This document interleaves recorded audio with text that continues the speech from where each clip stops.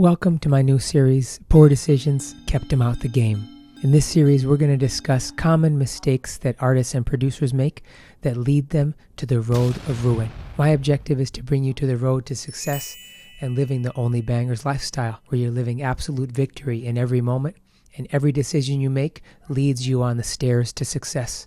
Those of you new here, my name's Tavi. I produce for ASAP Ferg, Gucci Mane, French Montana, many others. I teach the metaphysics of creativity and the levels of purity within art, how to get out of your head and stay in the zone. So let's get into it. Today's question is, should you rehearse it multiple times before you record, or should you record the first take? Now, like many things I talk about, don't be dogmatic with what I say, but generally, this is what I've discovered over the past 20 years of being a music producer and artist. How to most effectively and efficiently get in the zone and be able to open up that channel so pure, authentic expression can arrive through your vessel and be imprinted out into the music. So the answer is B.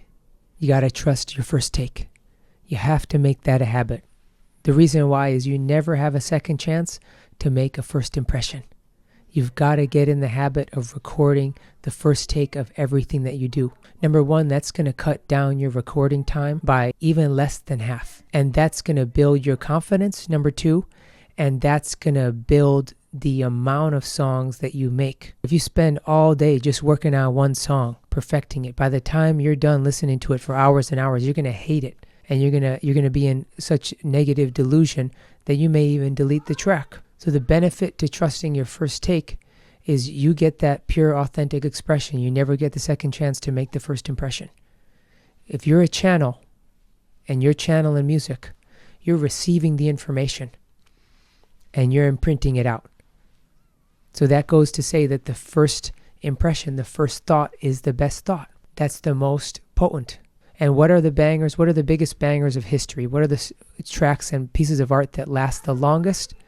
They're whichever artist is able to get themselves to the level of understanding that they're fully the channel.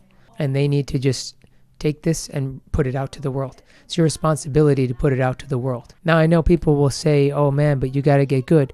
I mean, that's obvious. You've got to go through your training, 100,000 hours. People say 10,000 hours. You need 100,000 hours. And you need 100,000 hours in the correct creation cycle. People who get it before 100,000 hours are just lucky. That's why a lot of people are one-hit wonders. They don't know the metaphysical aspect behind making a banger, making a hit. It goes without saying that you have to put in your practice hours. But you might as well practice in the proper way. Practice your first take. Practice recording everything. Get that into habit. Everything is about habits. I guarantee if you start recording everything your first take and you start doing it, you're going to start making double the amount of music. You're going to have double the confidence, and you're going to progress at double the speed. You're going to have success at double the speed that you would if you didn't. It just takes one song to change your life. It just takes one opportunity, one project to change your life. So the more that you put out, the more opportunities that you have to get that feedback and to improve. And also when you put your stuff out, you're challenging and you're building confidence in dealing with the outside world reacting to your work. That's another part that no one talks about. You have to put yourself out there because you need to deal with all the feedback, positive and negative, especially the negative. And you have to build strength so the negative doesn't destroy you. Even if you become the best artist, the best music producer, if you don't have the grit, if you don't have the thick skin to deal with people not liking your stuff, people talking bad about you, people analyzing and judging you, you're not going to survive. You're not going to make it. So you might as well start from the beginning, trusting your first takes, releasing everything that you make. You really have nothing to lose. You're building the strength. You're making more. You're getting better. You're getting feedback. You're seeing who's true around you. There's literally no downside to trusting your first take and releasing everything you make. There is literally nothing to lose, whereas there's everything to lose if you hold on to it. If you hold on to your music too long, you're going to get, number one, creatively constipated, because you have a privilege to bring through art. You have a privilege to bring through this in energy.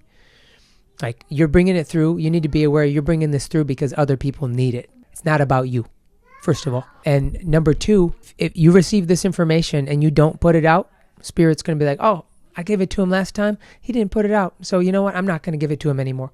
That's why people have writer's block. That's why they can't create stuff anymore. That's why they can't create bangers anymore, because they get too selfish with what their work is, and they lose the perspective of why they're actually doing this. So you have to always understand that it's not about you. It's about what do the people need and how can I bring this forth. So yeah, you're going to get creatively constipated if you don't release your work. And then number 2, you will waste time. What's the thing that you can never get back? You can always get back money. You can always get back equipment.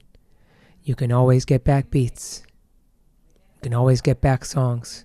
You can never, ever get back time, this moment in time, and everything compounds on top of itself, right? You're building momentum from this moment. You're either moving forwards or backwards. There's no middle. So when you release, you're building forward momentum because you're making all that progress. When you hold on to it, you're making negative momentum.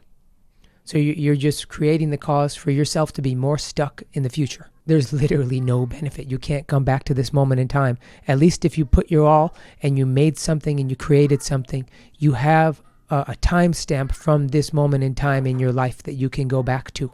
And then number 3, it's like, even if you don't make that good of stuff and you put it out and you get ridiculed, you're building a path of strength for others, because all artists are going to go through these trials, and that's going to be your story. Don't try to avoid difficulty. Go through it. Win, become stronger.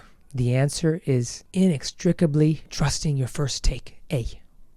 So if you want help and support while you're going through this process, because a lot of resistance comes up, the tricks of your mind come and play. There's a lot of self-sabotage that can happen, and there's a lot of excuses that can be made. So just like when you go to a gym, you hire a trainer to help you get through and stay motivated through your workout. This is what I do for artists and producers. We do it in a group setting. Finishers Club, finishers.club with 2 N's. Then you get access to How to Make a Banger University, a course I made, 2 books I've made, many other things. But if that's something that you're interested in and you want to save time, you want to save 20 years, go to finishers.club or go to onlybangers.life. Have a great day. Peace.